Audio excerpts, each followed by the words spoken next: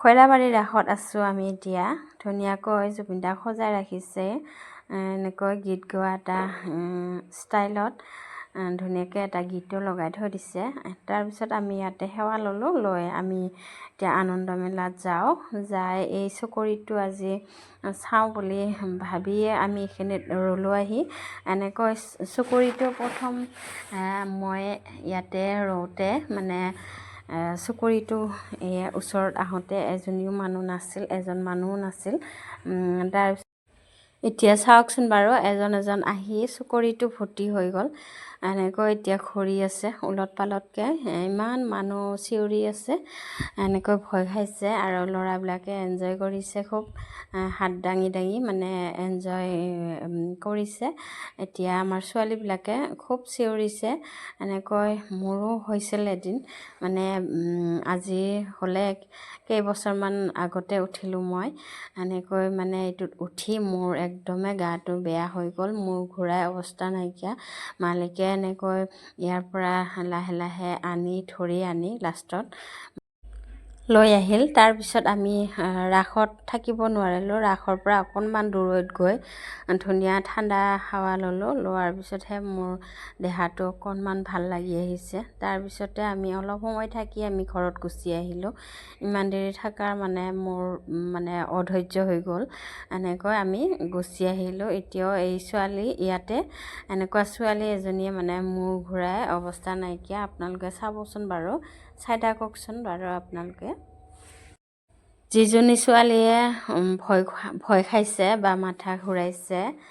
এনেকৈ তাইয়ে প্ৰথম গৈছে উঠিবৰ কাৰণে এনেকৈ এতিয়া তাইৰ দেহাটো বেয়া হৈছে নিশ্চয় মাথাটো মানে পেলাই দিছে লগৰীজনীৰ লগত গাত এনেকৈ ঘূৰি আছে মই অলপ কাটি দিছোঁ দেই গাইজ নহ'লে আৰু দীঘল হ'ল হয় ভিডিঅ'টো এনেকৈ এতিয়া এয়া মই কাটি দিছোঁ তাই ইমান ধুনীয়া ছোৱালীজনী এতিয়া এই ছোৱালীজনী মই দেখিছোঁ বাৰু বগা চোলা পিন্ধা এনেকৈ লগৰীজনীৰ গাত মানে দেহাটো পেলাইছে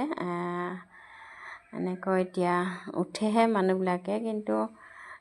এনেকুৱা হৈ যায় মানে লাষ্টত বহুত কষ্ট পোৱা যায় তাৰ কাৰণে আপোনালোককো কৈছোঁ যদি আপোনালোকৰ অলপ দেহাবিলাক বেয়া বা দুৰ্বল এনেকুৱা এইটো নুঠাই ভাল এইটো বহুত ভয়ংকৰ মোৰ মতে আৰু ভয়ংকৰ বস্তু এনেকুৱা উলট পালট কৰি দিয়ে যে সেইকাৰণে মানে মানুহৰ মূৰ চুৰবিলাক মাথাবিলাক ঘূৰাই যায় মানে ঘূৰাই এনেকৈ এতিয়া আপোনালোকক লাষ্টত মই যিবিলাকে মানে কিমান চিঞৰিছে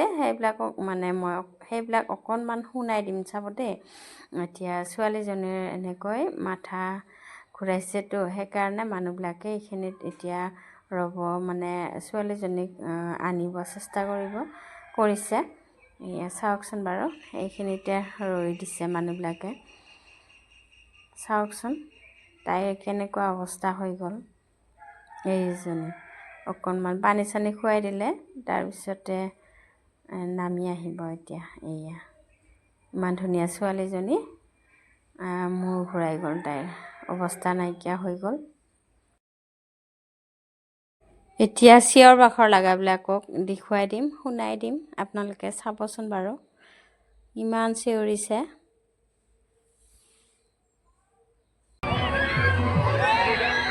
দুখন বাইকৰ